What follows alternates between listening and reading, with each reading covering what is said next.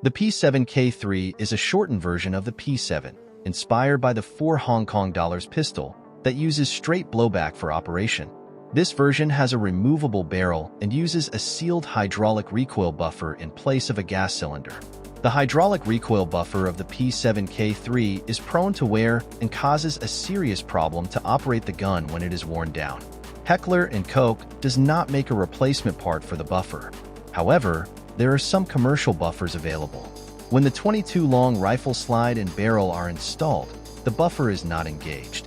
The slide of the 22 long rifle has an opening at the front that allows the buffer to be unused when firing the gun. Heckler Koch provides a special scraper tool for the 22 long rifle barrel. The tool is needed to clean the inside of the floating chamber for safe operation. An additional exchange tool is provided for all calibers to screw and unscrew the barrel nut that attaches the barrel to the frame. P7K3 are more rare in the US than in Europe and are valued at higher prices, especially when they are in good condition.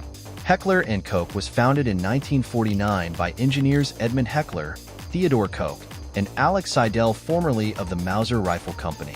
Designed by Helmut Weldl.